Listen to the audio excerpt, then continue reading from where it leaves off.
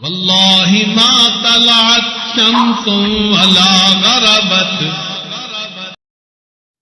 بلکہ کتابوں میں لکھا ہے کہ ایک بزرگ تھے، ان کے دل میں بڑی چاہت تھی کہ میں حج کروں، بڑی چاہت تھی، تڑپتے تھے حج کرنے کے لیے. ایک مرتبہ کچھ وسائل جو ان کے پاس تھے وہ حج کے لیے نکل پڑے. راستے میں ایک جگہ انہوں نے ایک بندے کو دیکھا کہ جو بڑا پریشان حال تھا.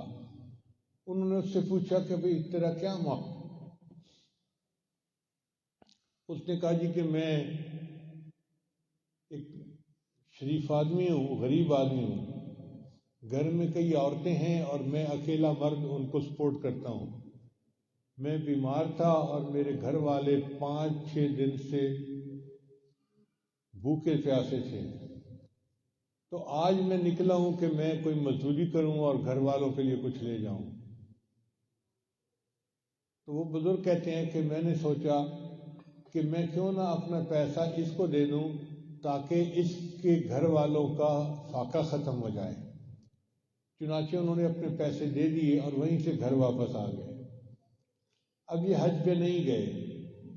اللہ کی شان دیکھیں کہ جب لوگ حج کر کے آئے تو جو بندہ آتا تھا وہ آ کے ان کو مبارکباد دیتا تھا، اللہ تمہاری حج قبول کرے. اب وہ سوچتے تھے میں تو حج پہ گیا نہیں، لوگ مجھے مبارکباد کیوں دے رہے ہیں؟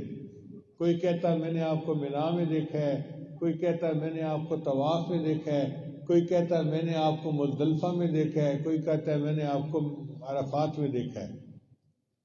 اب یہ ان کی باتیں سنتے تو تھے لیکن ساتھ ہی ساتھ حیران بھی ہوتے تھے کہ حج تو میں نے کیا نہیں، لوگ مجھے کیسے مبارکباد دے رہے ہیں. تو پھر رات کو سوئے تو اللہ تعالیٰ نے خواب میں ان کو جو ہے نا دکھا دیا کہ تم نے جو پیسے کسی غریب کو دے دیے تھے، خود تو حج نہ کر سکے، میں نے ایک فرشتے کو حکم دیا کہ قیامت تک وہ تمہاری طرف سے حج کرے گا اور حج کا ثواب تمہارے نام اعمال میں لکھا جائے گا. یعنی ایک بندے کی پریشانی کو، فاقے کو دور کرنا اللہ کو اتنا پیارا کہ اللہ نے ایک فرشتہ پیدا فرما دیا جو قیامت تک حج کرے گا اور اس کا ثواب اس کے نام اعمال میں لکھا جائے گا. تو اس لیے نبی اسلام نے ارشاد فرمایا خیر الناس من ينفع الناس، انسانوں میں سب سے بہتر انسان وہ ہے جو سب سے زیادہ دوسروں کو فائدہ پہنچاتا ہے.